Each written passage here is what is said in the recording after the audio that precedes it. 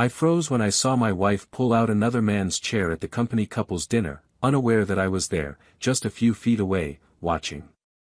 The gesture, so intimate and natural, knocked me off my feet. It wasn't the physical betrayal, which until then I hadn't even known had happened, that destroyed me. It was the familiarity, the affectionate manner, as if it were already routine, as if he were her man, as if I had never existed. There was no hesitation in his movements, no guilt in his eyes. It was as if he were home. And me? I was a stranger in my own marriage. I watched in silence, as if I'd plunged into a lucid nightmare. My breath caught in my chest, my body stiffened. The lights in the room didn't blind me, but what I saw blinded me in a deeper way. I could no longer see the meaning of anything. I saw my life shatter soundlessly, like ice cracking from within. She laughed. He looked at her with the same admiration that had once been mine. And everything in me screamed. But my mouth remained silent. I left. I simply turned my back and left, without looking at anyone, without making a fuss, without giving them a chance for cheap excuses. That's where what was once ours ended. In the days that followed, she tried to reach out to me. She knocked on the door, called, texted, wrote letters.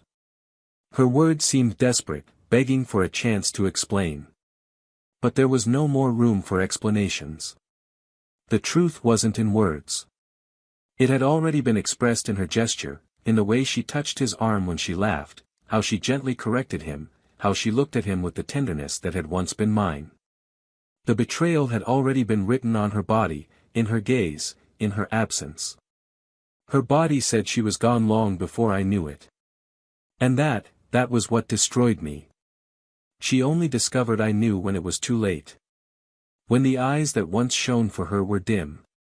When the door that had once been wide open was locked from the inside. When the man she knew no longer existed. The lover, just as he appeared, evaporated. He vanished the moment she tried to turn the mistake into a plan, the illusion into a commitment. Maybe because he never promised anything. Maybe because he was only there for the game, not the consequences. He left through the same door I left that night, but without pain, without love. She was alone. And what remained was the echo of the choices she made. The days passed, and with them came regret. Not the kind that screams, but the kind that whispers softly, at night, in the cold bed.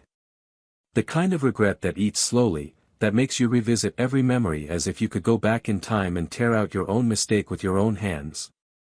But it was too late. Time doesn't come back, and love, when it leaves without an answer, rarely returns. I moved on. I broke into 1,000 pieces, but I rebuilt. It took time. I found no relief in other bodies, nor distraction in new promises. I rebuilt myself alone, little by little, day by day, learning to breathe again without her. And it was in this silent rebuilding that I found a new love. Someone who arrived unannounced, without promising anything, but brought something I'd forgotten existed, peace. A sincere gaze, a complete presence. He didn't ask for proof, he didn't play games. He just stayed. And, in that new beginning, I understood what it truly means to be loved without conditions. When the woman who once swore her love to me returned, knocking on my door with teary eyes and a trembling voice, there was no more pain in me. There was a scar, but no wound. There was memory, but no longing. She cried. She said she had made a mistake, that she had traded what was right for emptiness, that she thought she would have time to make amends. She said I was the love of her life, that nothing made sense without me. I listened. Not for her sake. But for my own. I listened silently, looking into the eyes of the one I had once loved with everything. And then she said, I have forgiven. But forgiveness is not an invitation back. It was there that she understood what it truly means to lose. Because it wasn't just me she lost. She lost her place in my future. She lost Sunday mornings, family lunches, plans to grow old with me. She lost everything we could have been. And the cruelest thing was that no one took her from me. She took herself. With her own hands. With choices she thought were small, but which destroyed everything. The irony is that the void she left me was once the same one that began to occupy her life. But there's no going back for what was broken like that. Time has no rewind button. And love, when it leaves forever, takes with it what was most pure. What she didn't know, what no one knew, is that I, too, had my nights of despair. I also had my moments of weakness. I missed her, yes. I lay on the bathroom floor trying not to scream. I tried to understand what I had done wrong. I questioned myself, I blamed myself, I wanted to go after her. But I didn't. Because I knew that if I went back, I would be betraying myself. The self-esteem she tore apart that night needed to be rebuilt by me, not her. And I didn't deserve someone who would secretly offer me what I proudly gave in public. I didn't deserve to be anyone's backup plan. She, on the other hand, discovered this too late. She tried to move on, but the relationships never went beyond the surface. No one looked at her the way I did. No one could stand the shadows she carried. And she felt it. Day after day, with each failed attempt, with each silence beside someone who didn't know her middle name. She began to revisit her memories as if they were a safe place, but it was a place she was no longer allowed to enter. Over time, she stopped trying. She grew old without realizing it. Her eyes lost their sparkle, and one random night, alone in her bed, she understood. She understood that love is choosing the same person, every day. And that the day she chose someone else, I ceased to be hers forever. But what she never knew, what no one knew, is that one day, many years later, something happened. Something that changed everything. And if she had made just one different choice, maybe, just maybe. But that part is yet to come. Welcome to the channel. Here, we neither romanticize nor condone any kind of betrayal. The stories you'll hear are fictional, but they carry painful truths. Betrayal destroys, corrodes, and leaves scars that time cannot erase. Our goal is clear, to show how one wrong choice can change lives forever. Prepare yourself for an intense, realistic, and shocking story. Enjoy listening. They met on a typical late afternoon, the kind where the sun slowly creeps across the sky as if hesitant to say goodbye. They were in the same bookstore by chance, or perhaps not. He, looking for a birthday present for his sister, she, distracted, searching for something to fill the emptiness of lonely nights. There was a gentle weariness in her eyes, as if she'd already lived too much in too little time. He carried a rare lightness in his shoulders, as if someone who'd learned not to demand too much from life, but to be surprised by how little it offers. A stumble between the shelves, a dropped book, an apology accompanied by a hesitant smile.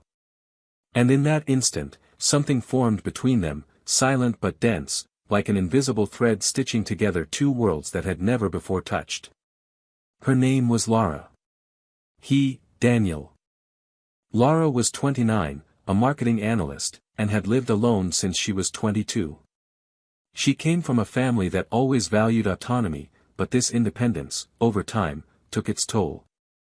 She had simple habits, enjoyed cooking while listening to oldies, and spoke little, but when she did, it was with heart.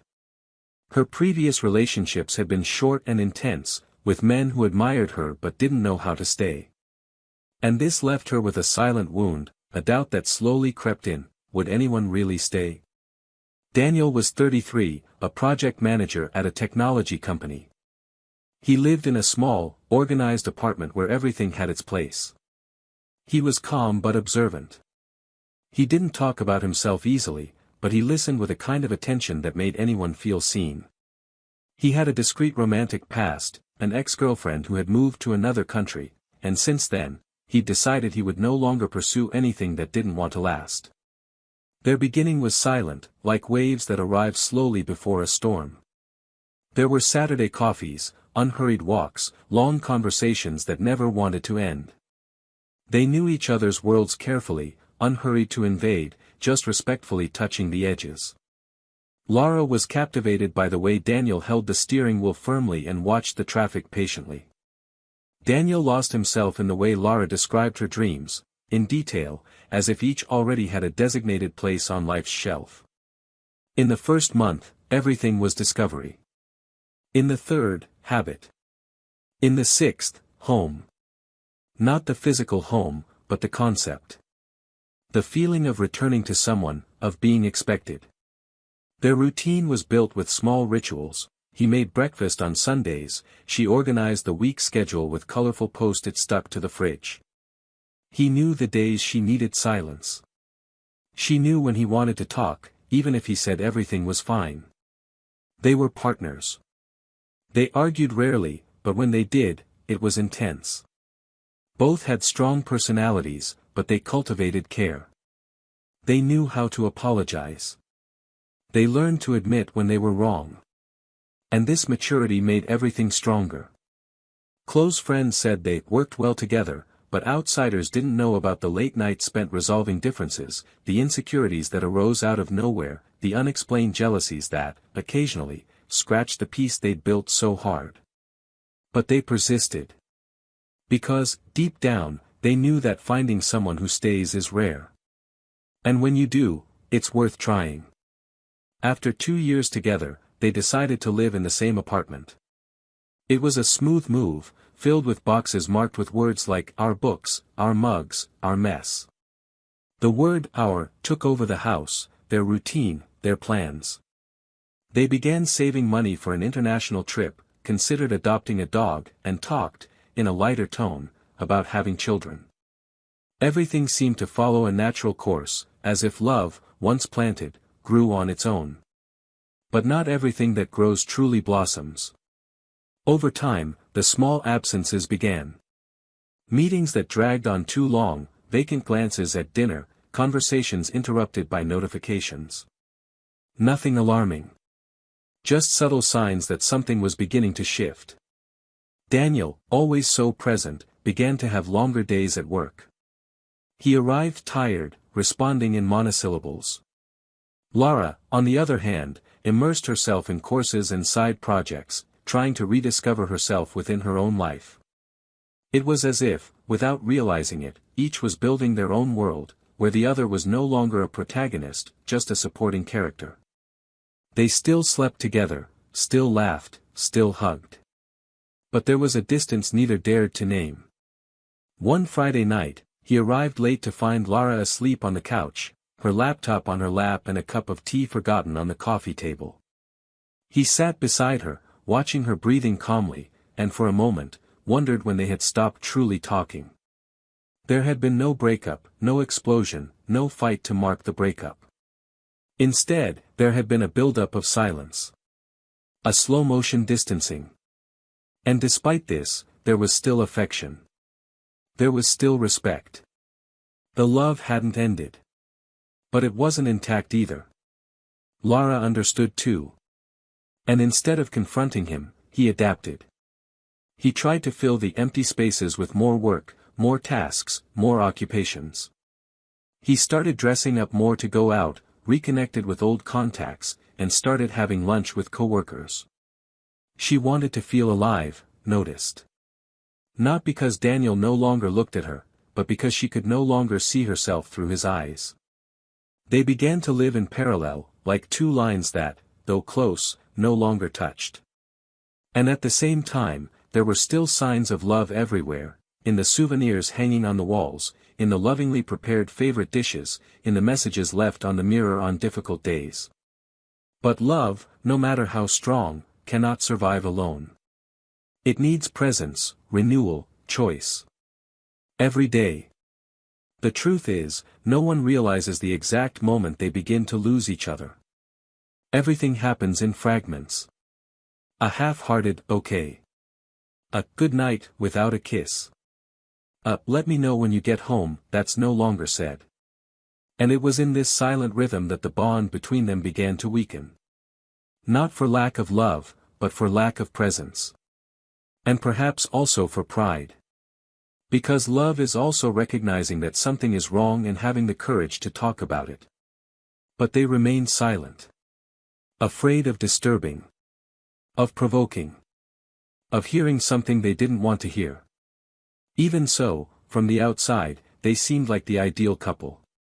Present at birthdays, friendly at social gatherings, complicit in the small decisions of everyday life.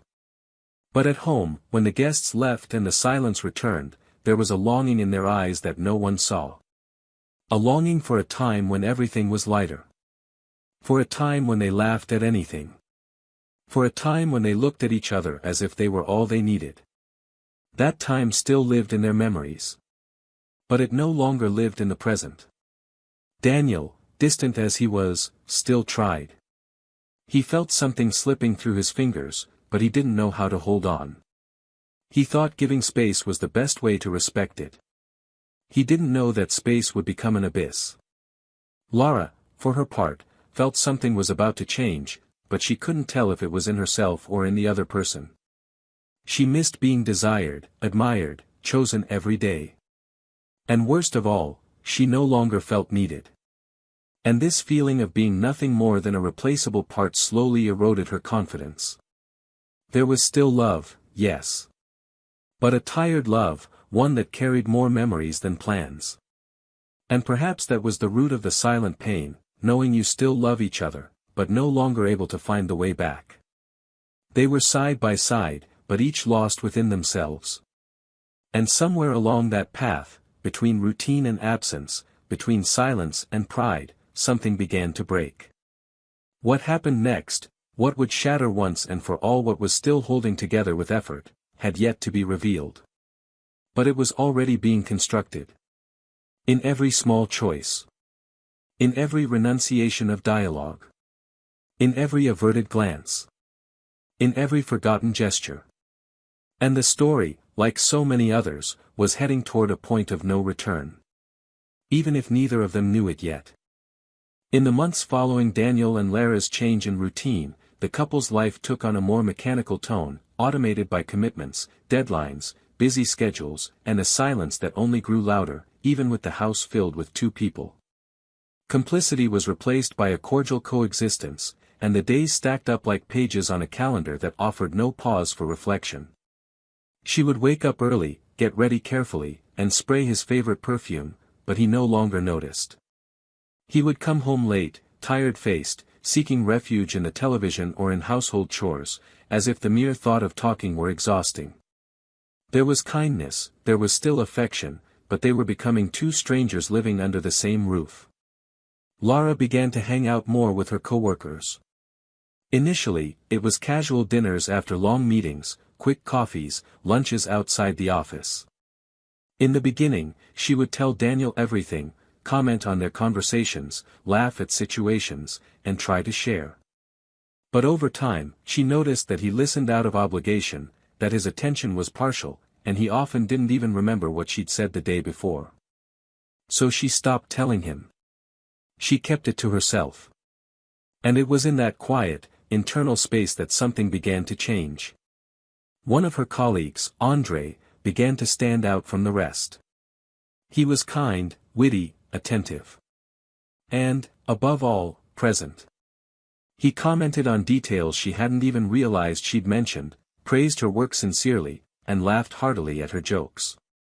He looked at Lara as if she were interesting, as if she had something to say.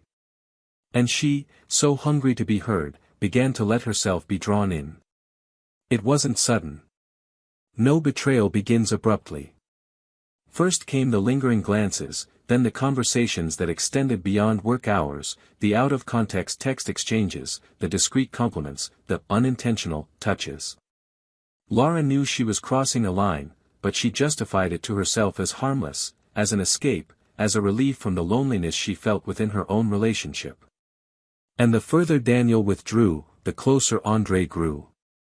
Daniel, meanwhile, immersed in his responsibilities and a kind of emotional torpor, began to notice a subtle change in his wife. She was more distant, less patient, more evasive. Her responses were clipped, her schedules became more imprecise. But he avoided confrontation. Perhaps out of fear of what he would find. Perhaps because he believed it was just a phase.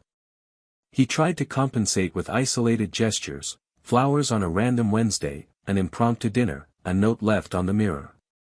But the gestures, though sincere, no longer found room to flourish. Lara welcomed him politely, with a gentle but unmoved smile. And Daniel sensed it. He felt that, somehow, he was no longer a central part of her life. There was a weekend when she said she was traveling to a marketing workshop in another city. He believed her. He trusted her. He spent the weekend alone, trying to gather his thoughts, do something productive, reminisce about the good times. She returned Sunday night, tired but strangely light. She brought a keychain as a souvenir, kissed him on the cheek, and told him superficially about lectures and colleagues. Daniel listened attentively, but there was an unease in the depths of his consciousness, a nagging feeling that something was off. And yet, he said nothing. Because there was still love. And true love, sometimes, chooses to trust even when everything says otherwise. Over time, Lara's encounters with Andre went from discreet to frequent.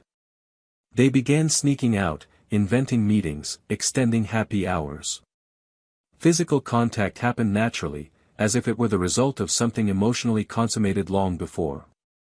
She surrendered to this new connection like someone finding shelter after a long storm. But there was guilt. She didn't talk about Daniel with Andre, avoiding any topic that touched on the life she had built with him. And it ate away at her. She began to have difficulty looking her husband in the eye, lying next to him without feeling the weight of what she was hiding. But still, she continued. Daniel was no fool. He began to piece together the loose ends that appeared here and there.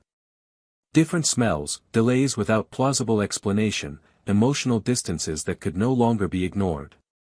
One night, he tried to talk. They sat at the dinner table, and he, in a calm voice, asked if there was anything she wanted to say. Lara denied it. She said everything was fine, just tired from overwork. He nodded, didn't press the issue. But something inside him shut down that night. Something that had once been hope turned to distrust. And with it came the decision to observe, to not confront until he was certain. Because still, a part of him wanted to be wrong. He wanted it all to be just paranoia, exhaustion, overzealousness. Then came the invitation to the company's couples' dinner. A formal event, complete with formal attire, good food, and long speeches. Daniel hesitated, but Lara insisted. She said it would be important to her, that she wanted him to get to know his colleagues better. He accepted, more because of her look than her words. He chose a suit and carefully adjusted his tie, something he hadn't done in a long time. They arrived together but entered separately. She went first, with the company group. He arrived later, claiming a meeting that ran long. And perhaps it was this time between arrivals that allowed what was about to happen. The room was full, warmly lit, and tastefully decorated. Daniel was walking between the tables, searching for the company group, when he stopped. A few feet away, Lara was there. But she wasn't looking for him. She was smiling, setting the table, and in a gesture so intimate and subtle it was almost imperceptible, she pulled out a chair for a man who was approaching. He smiled at her with a familiar look. And she smiled back. It was a smile Daniel knew well. But one he hadn't seen in a long time. The man sat down, touched her arm naturally. She continued talking, laughing, fixing her hair. As if it were the most comfortable place in the world. And Daniel? He stood there, his heart crushed in his chest, his soul screaming silently. There were no words for what he felt. It was like watching his life being lived by someone else, in a setting where he was no longer welcome. There was no fuss. There was no scream. He simply turned around and left, as if he understood, once and for all, that he no longer belonged. He walked to his car, started the engine with trembling hands. The drive home was a blur of headlights and thoughts. Once there, he removed the photos from the shelf, packed objects into boxes, turned off the lights, and sat on the living room floor. For the first time in a long time, he cried. Not out of anger. But out of grief. He cried for the life he'd built with her. For the Sundays that would never return. For the love he couldn't hold on to. For the absence of what should still exist. That night, Lara arrived late. She found the apartment dark, the silence even heavier than usual. She called out to him. There was no answer. She entered the bedroom and saw that her things were gone. In the bathroom, his toothbrush was gone. The closet was empty.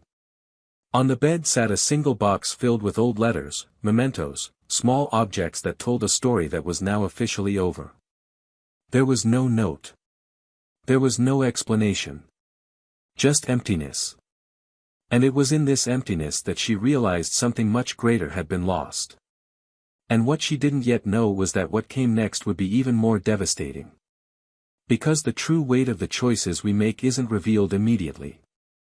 It waits. Waits for the right moment to fall hard. And that moment was approaching. Fast. And silent. Lara spent the next few days as if walking through a maze with no exit. Since the night of dinner, his absence felt like a second silence that echoed through every room. There were no signs, no messages, no explanation. Just emptiness. And the emptiness carried weight. She tried calling, she tried writing, she knocked on the door of his parents' old house, she searched among acquaintances, but what she always received was the same answer: he didn't want to be found. And she didn't need to say anything else, she knew why. The look he gave her that night, before turning his back and disappearing, was definitive. She could pretend there was still room for conversation, but deep inside, something already knew: the line had been crossed and there was no turning back. Weeks passed, and he didn't return. Not to look for more things, not to ask for explanations, not to give answers. His silence was a declaration. And the more time passed, the more she felt the weight of the choices she'd made without realizing their cost. André, for his part, tried to stay present, but something in him changed. He was no longer gentle or kind. The messages decreased, the meetings were postponed, the excuses increased. Lara, who had felt so alive in his arms, now found herself insecure and disconcerted by his gradual distancing.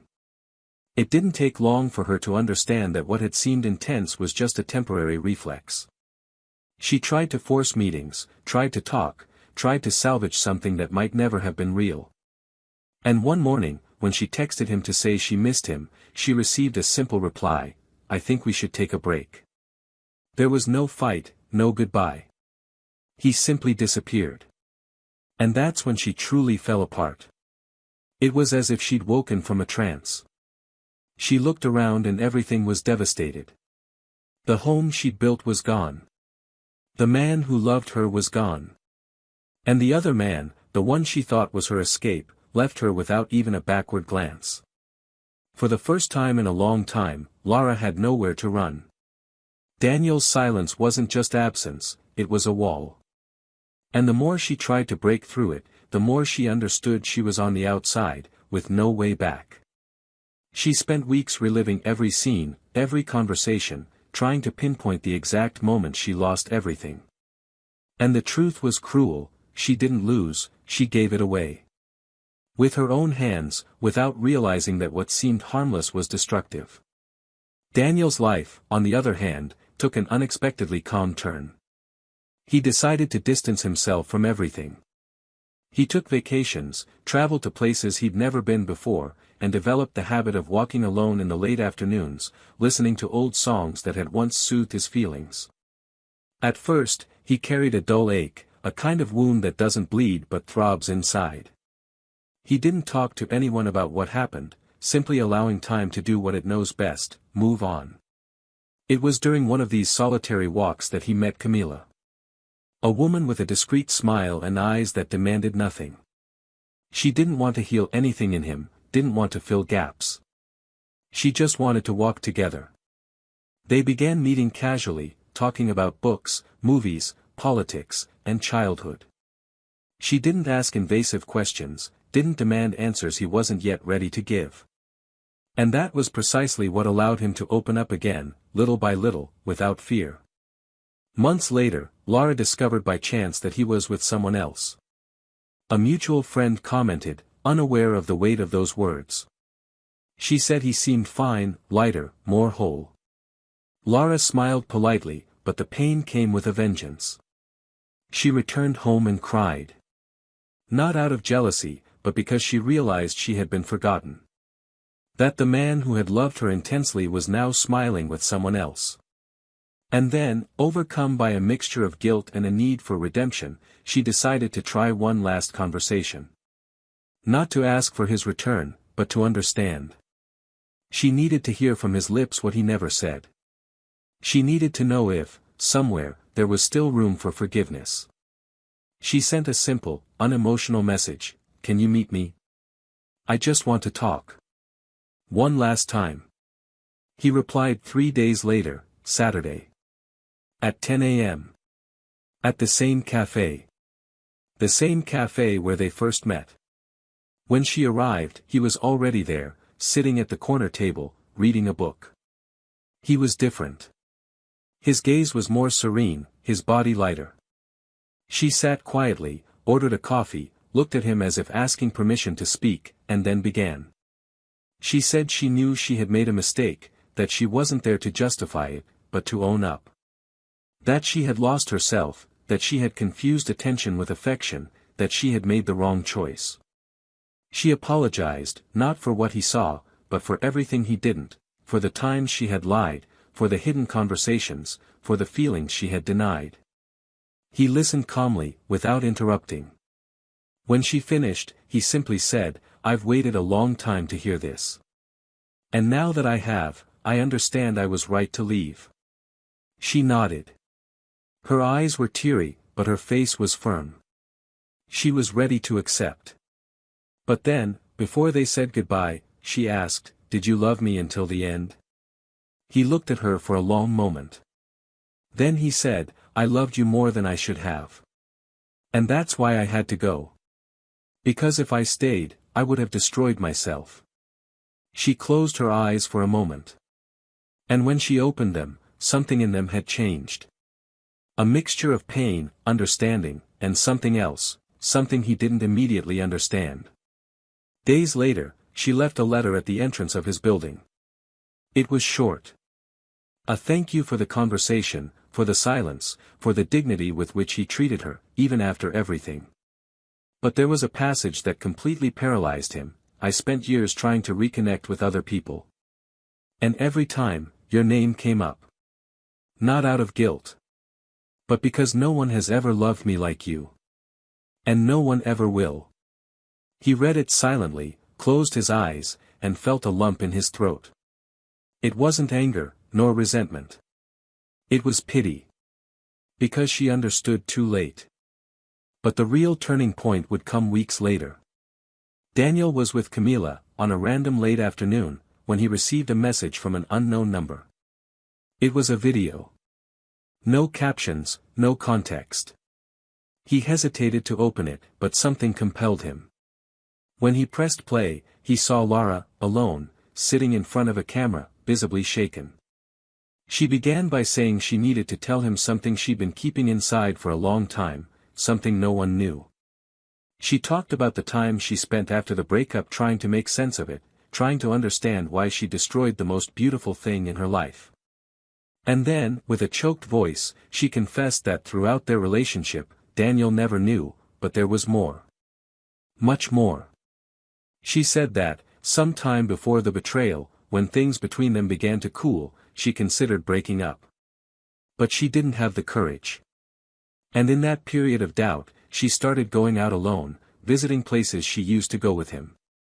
It was in one of these places that she reconnected with an old friend from her childhood.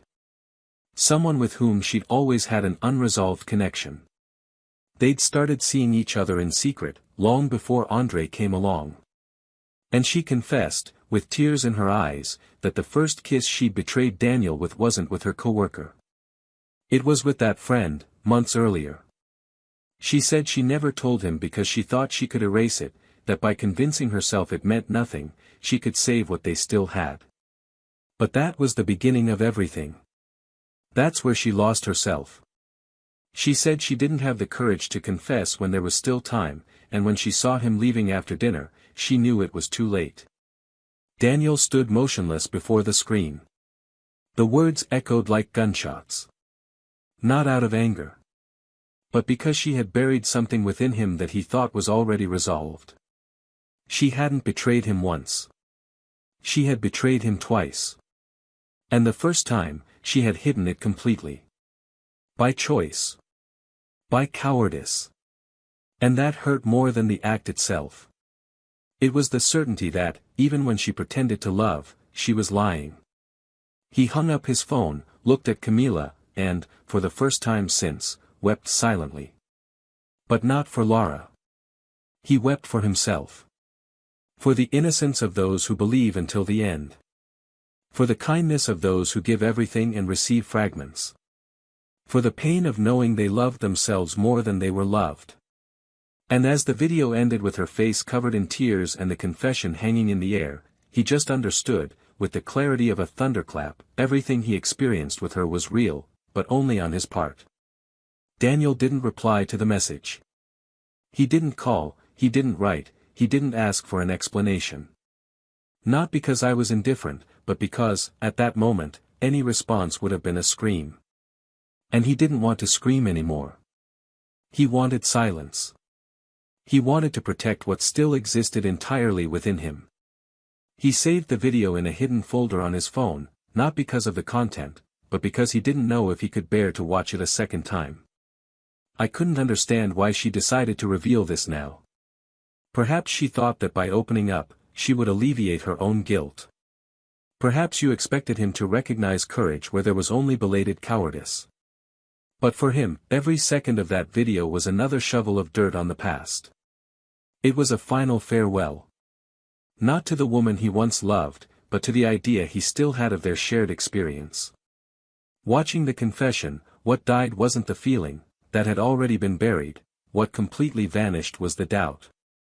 The doubt that, at some point in history, he could have done something different to save them. Because now he knew there was nothing he could have done. She was gone long before he realized it. In the days that followed, Daniel avoided talking to Camila. Not out of fear, but out of respect. She had entered his life at a time of rebuilding, and he didn't want to bring into the present the wreckage of a past that insisted on surfacing even when he was no longer invited. But Camila felt it. She sensed something unsettling him, that there was a silence between one sentence and the next, a hidden emptiness in his eyes. Until one night, sitting on the couch after watching a random movie, she calmly took his hand and told him she was there, that she could listen, that he didn't have to carry it alone. He took a deep breath, stared at the ceiling for a few seconds, then turned his gaze to her and told her. No graphic details, no accusations, just the truth, the video, the confession, the hidden time, the omission. Camila listened without interrupting. When he finished, she said nothing. She just hugged him. A long, firm hug that neither asked for explanations nor promised solutions. And in that gesture, Daniel felt something he had never felt with Laura, security. Yet, even with this support, there was a restlessness in his chest that wouldn't go away. It wasn't anger, it wasn't hurt. It was something deeper, a need to end this with dignity, not with thoughtless words or empty messages. He wanted, for the last time, to look into Lara's eyes and give her back everything he'd kept silent, the questions he'd never asked, the answers he'd never had the courage to demand, the feelings he'd swallowed to avoid conflict. He didn't need her anymore, he didn't want to rekindle anything. But he needed to hear himself speak. He needed to close the cycle by facing head-on what had once been everything. He arranged to meet her in a park they used to visit when they first started dating. It was autumn, the leaves were falling with an almost poetic slowness, and the wind carried a lightness that contrasted with the weight of what was about to be said. When Laura arrived, her face bore an old weariness, as if she hadn't slept in days. Her eyes searched for some trace of the man she'd known, some remnant of kindness, of tenderness. But all she found was serenity. And that was what shook her most. Because his serenity told her, without words, that she was no longer a part of his life. She tried to smile, but her attempt was interrupted by his voice, firm, direct, not harsh, but not fragile. He said he'd watched the video. She nodded slightly, her eyes filling quickly. He continued. He said he didn't blame her for feeling alone, that he understood the wear and tear, the flaws, the misunderstandings. But what hurt wasn't the mistake, it was the choice to hide it. It was the fact that, even when they were still together, she'd decided he wasn't worthy of the truth. That she'd chosen to keep quiet, and then carry on as if nothing had happened, while he was still making plans, still believing in them. And that by not telling her, she'd not only betrayed his trust, but disrespected the love he'd given her. And that, he said, was something she could never return. Lara didn't try to justify herself. She simply said she was afraid. That she couldn't handle her own emptiness. That she wasn't a bad person, just weak. And that she'd spent the last few months trying to understand where she'd lost so much of herself. She asked for forgiveness. A forgiveness without expectations, without conditions. A naked, exposed, fragile request. Daniel listened in silence, as he had so many times. But this time, there was a limit. She said she did forgive. But that forgiveness wasn't an invitation back, nor an attempt to erase what had been done. It was simply a release. For him to move forward without the burden. And for her to deal, alone, with what was left. She tried to touch his hand, but he gently pulled away. He said there was someone else now. And that with her, everything was different. Not because it was better or worse. But because he was honest. Because he felt safe. And that he would never again allow himself to love someone who made him feel small, inadequate, or disposable. Lara's eyes filled with tears. But she nodded. She knew it was fair. She knew that, in that moment, all she could do was accept. They got up together and walked in silence to the park exit. Before parting, she looked at him one last time and told him he was the greatest love of her life. He smiled, a sad but sincere smile, and replied that she was the love who taught him to love himself.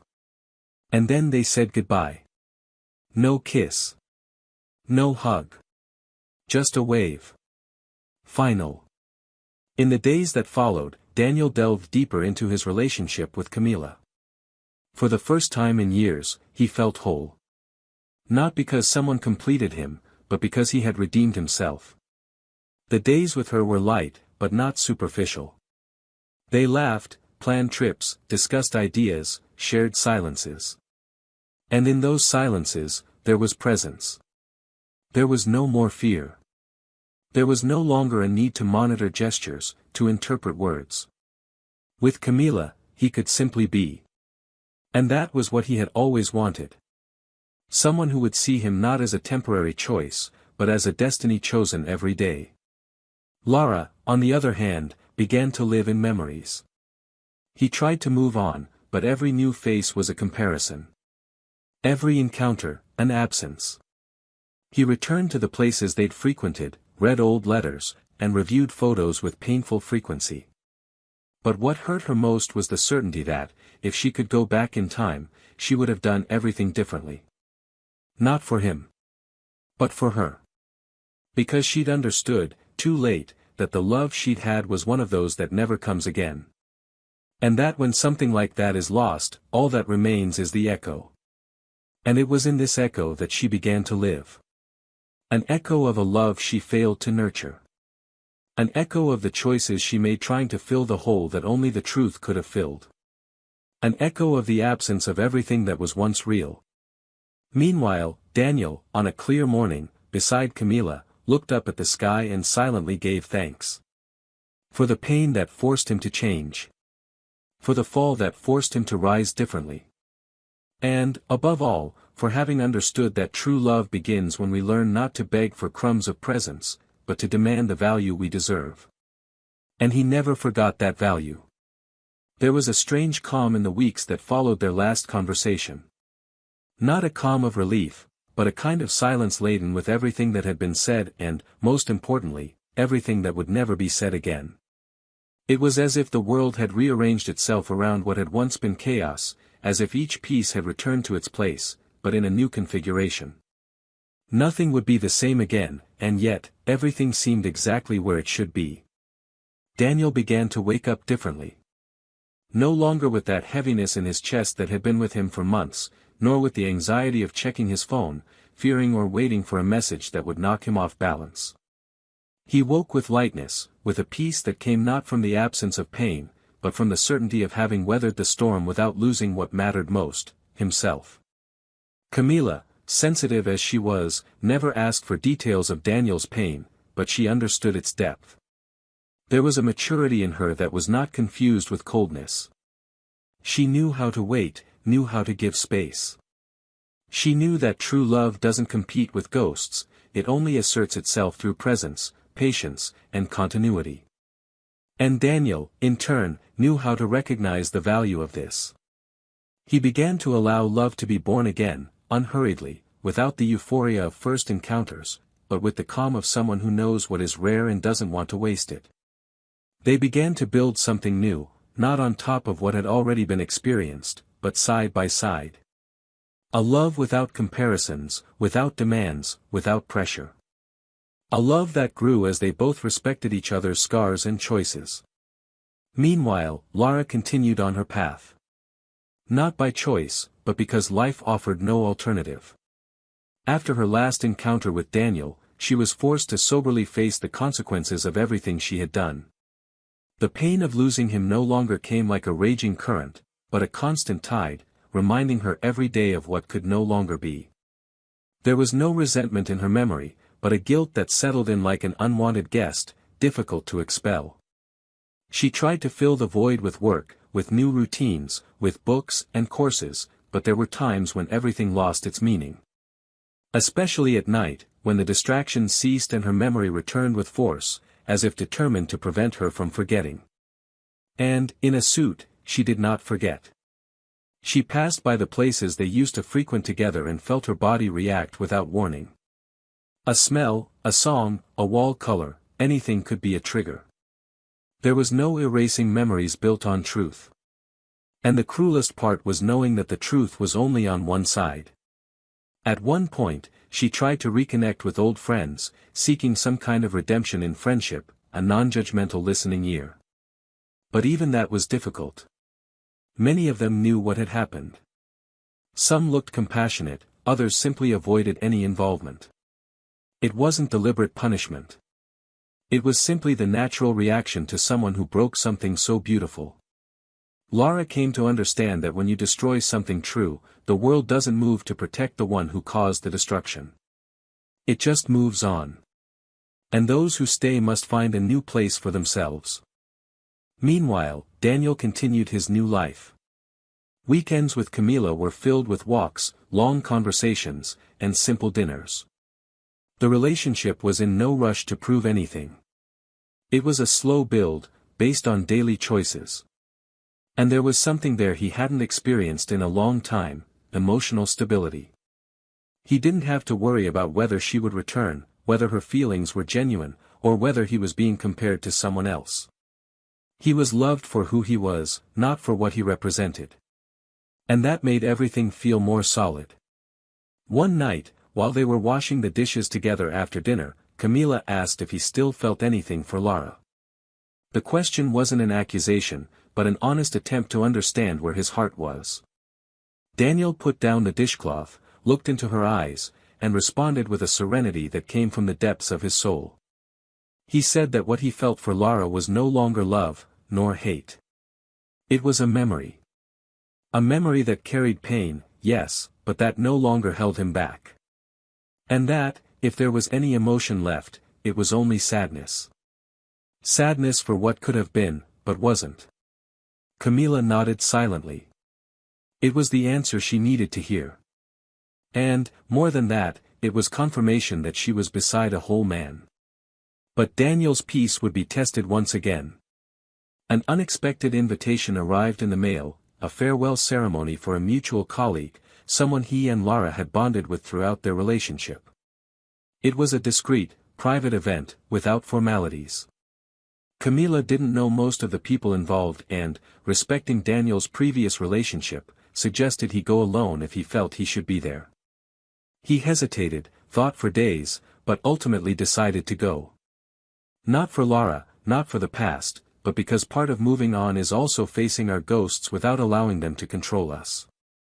Arriving there, he was welcomed naturally.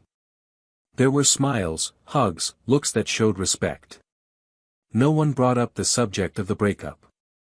It was as if everyone understood that certain topics don't need to be revisited when silence has said it all. It was in the middle of a conversation that he saw her. Lara, standing in the distance, talking to someone else. She looked different. Her hair was shorter, her expression tired, but with a kind of serenity he hadn't recognized. Her eyes met his for a few seconds. There was no wave, no smile. Just a look that said everything words no longer needed to say. It was a meeting of two worlds that, for a time, had walked together, but were now heading in opposite directions. In another time, that encounter could have been devastating. But now, it was just part of the process. A missing piece in the puzzle of overcoming. She didn't approach, nor did he. They both knew the time for conversation had passed. On the way home, Daniel drove in silence, reflecting on everything. He felt at peace, but a conscious peace. It wasn't the absence of emotion, but the presence of maturity. He was ready to move on with his life, not because he had forgotten the past, but because he had finally understood his place. True love is a daily choice, but it's also a responsibility. When you betray that responsibility, you don't just destroy your bond with the other person, you also destroy your reflection of yourself. And now he chose to live with someone who made him feel whole, without needing to fragment himself to fit in with anyone else. Lara, for her part, returned home with a heavy heart. The reunion, even silent, stirred what still existed within her. He knew he couldn't return, but he also knew it would take time to heal completely. And perhaps he would never heal completely. Because some pains can't be cured, you just learn to live with them. She spent that night in silence, leafing through an old book he had given her. Among the pages, he found a forgotten inscription, written in familiar handwriting. It read, "May we never forget what brought us here." It shattered her. Because, in fact, she had forgotten. Forgotten where they had come from, what had united them, what was sacred in the beginning. And in forgetting, she allowed everything to be lost. But now it was too late. She knew. And the hardest thing to accept was this, understanding that there were no second chances. That some decisions, even small ones, create consequences that can never be undone. Their story was over, but the lessons still echoed. And in those lessons, each would have to learn to live with what was left. And what was left, still needed an end. The days following their silent reunion at the event served as an inverted mirror of what, for a long time, had been a constant pain in Daniel's life. There was, indeed, a vivid memory in the way their eyes met, but it no longer controlled his emotions. It was like observing a place that was once home and, upon visiting, realizing there was no longer any space there, no desire to remain. Still, something lingered. It wasn't regret, nor was it longing. It was a kind of restlessness that stemmed from the absence of a deeper closure, a conclusion that isn't built solely through silent goodbyes. It was as if, despite everything, a part of him still needed to understand, not to change anything, but to solidify the peace he'd been trying to build since the day he decided to leave. Camila noticed. Her eye was trained on the things left unsaid. She didn't question, she didn't pressure, but she was present with a constancy that didn't suffocate, only anchored. One morning, while organizing the house's closets, she pulled out a box of old books Daniel had kept stored since moving. Opening it, she found a notebook weathered by time, its cover worn and the pages marked by scattered sentences, clippings of thoughts, ideas for projects that never came to fruition. Among them was a phrase circled several times, "What is unsaid weighs heavy." She closed the notebook carefully, looked at Daniel, and said, firmly but without pressure, that perhaps there was still something to be said. He didn't respond immediately, but he knew she was right. Not for her, nor for Laura. For himself. It was then that he decided to do something he'd been avoiding for months, revisit the old house where they'd lived together. The apartment had been put up for sale by Laura, but it hadn't yet sold. It was empty, locked, awaiting a new lease on life. Daniel asked for access, saying he needed to retrieve some old documents that might still be stored in one of the drawers. Laura, upon receiving the message, didn't hesitate. He handed her the keys and simply wrote, "Make yourself at home. If you need to talk, I'll be at home." He didn't respond. He took the keys and left. Upon entering the apartment, the impact wasn't what she expected. There was no explosion of memories, no emotional breakdown. There was a strangeness in the emptiness, as if the place had been just a set, and everything they'd experienced there had been frozen in a distant time. She walked through the room slowly, leaning against the walls, opening drawers, recognizing forgotten objects, old receipts, a book with a dedication, a box of cheap jewelry he'd given her for some random birthday. The living room seemed smaller than she remembered. The bedroom, too silent. She found those documents, but didn't leave. She sat on the living room floor, exactly where she'd sat the night she left. She closed her eyes and tried to remember how she'd felt that day. She was a different man. More confused, more hurt, more tired. Now, she carried scars, but not wounds. Hours later, he decided to accept Lara's implicit invitation. He went to her apartment and rang the doorbell with a serenity he hadn't even known he possessed. She opened the door with wide eyes, surprised but not unprepared. Time had also taken its toll on her. Lara was thinner, paler, but there was a quiet dignity in her posture. She invited him in, offered him coffee, and they sat at the kitchen table. The silence between them was no longer uncomfortable. It was respectful. Daniel was direct. He said he'd been to the old apartment, that he felt there were still loose ends, that he needed closure once and for all. She nodded. She said she felt the same way, that she'd carried guilt and questions she'd never had the courage to put into words. He asked permission to speak. And he did. She recounted in detail how she felt in the months when the relationship began to unravel, how she struggled with herself, how she lost herself in the routine, the pressures, the needs she couldn't name. She said she hadn't sought someone else out of a lack of love for Daniel, but out of a lack of love for herself. And that this wasn't an excuse, just an observation. Daniel listened in silence. Then he spoke. He said he no longer needed explanations, that the past no longer had the power to hurt him, but that hearing that, with honesty, brought a clarity he hadn't known he needed. He talked about the video, about the second betrayal, about the pain of realizing he'd been deceived for longer than he'd imagined. But surprisingly, his voice held no bitterness. It held disappointment and weariness. He said the love he felt for her was real, but now it was just history. A story that needed to be kept in its rightful place. Lara cried. Not with despair, but with restrained pain. The pain of someone who finally understands what she's lost. Not just a man, but the respect, the admiration, the trust he placed in her. She asked for forgiveness again, but this time not with words, with a look. And he, by returning that look, sealed the end of what they once built. As they said goodbye, she asked if he was happy with Camila. Daniel thought for a moment before answering. He said he was, but not in the same way he'd once been happy with her. He said that with Camila, he didn't need to defend himself, didn't need to second-guess his feelings, didn't need to wonder if he was enough. He said that with her, he felt whole, and that was what he valued most now. Lara smiled, even with tears in her eyes. She said she was rooting for him, truly. That she hoped he found everything he deserved. He thanked her, held her hand for a second, and then left. On the street, the air felt lighter. He walked slowly, looking around like someone seeing the city for the first time. He called Camila and told her he was coming back, that he needed to see her. When he got home, she was at the door, waiting. The hug was long, silent, but full of meaning. He whispered that everything was finally over. And for the first time in a long time, he felt it was true.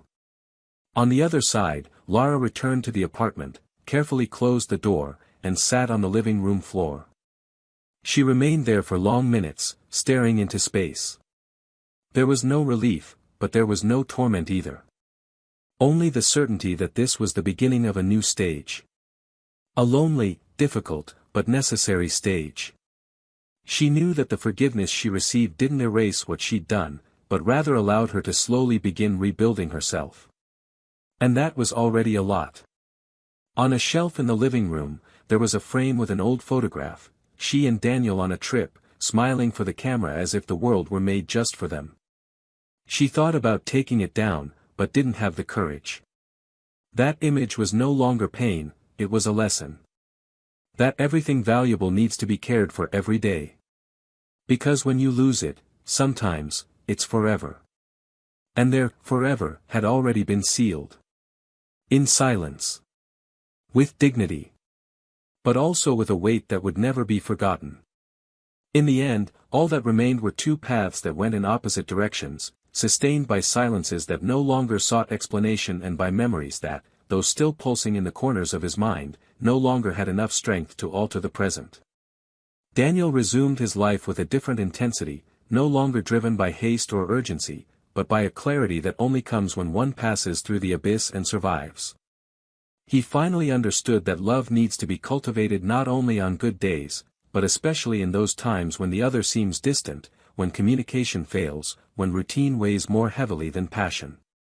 He learned, above all, that to forgive is to free oneself from the power of those who hurt us, and that rebuilding oneself is an act of courage for those who choose not to seek revenge, but to grow. It wasn't a comeback full of applause and cinematic redemption. It was a painful, silent, discreet, yet authentic process. With Camila, he built a new story, made of small daily choices, frank conversations, and respectful pauses. She didn't have to be everything Lara wasn't. She just had to be herself. And that was more than enough.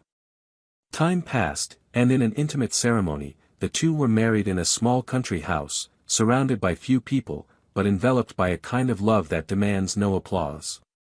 That day, when he saw Camila walking toward him at the makeshift altar amidst trees and strung yellow lights, Daniel felt something he had never felt before, absolute peace. It wasn't euphoria, it wasn't the frenzy of a passionate beginning, it was the tranquility of someone who looks into another's eyes and knows they're safe, that they've found someone with whom they don't need to compete, nor fear abandonment. In his speech, he didn't talk about eternal promises or fairy tales. He simply said he would choose that woman every day, even on the days when love didn't seem easy. Camila, with tears in her eyes, replied that he was the place where she learned to be at peace. And there, before the witnesses who knew them intimately, they sealed a new life, without shadows, without specters. Meanwhile, Lara followed a different path. One built not with new stories, but with the fragments of one she herself destroyed. She did try to move on. She dated other men, allowed herself to meet people, had other experiences. But with each new attempt, there was always an unfillable absence. It wasn't the absence of Daniel as a person, but of what he represented: security, respect, stability, truth. Nothing she encountered afterward had the same weight, the same presence. She tried to deny it for a long time, tried to convince herself that it was possible to start over as if nothing had been lost. But time, always time, showed that some losses cannot be replaced. They are like emotional amputations. We move on, but always missing something that was once a part of us. It was on a gray afternoon, returning home after an exhausting shift at a new job she had struggled to secure, that Lara stopped in front of a store window and saw her reflection. Not a physical one, but something deeper. The reflection of someone who had lost something essential and now no longer knew how to get back on her feet. She felt a loneliness ache in her chest, a loneliness she hadn't felt in months. For the first time, she didn't try to escape it.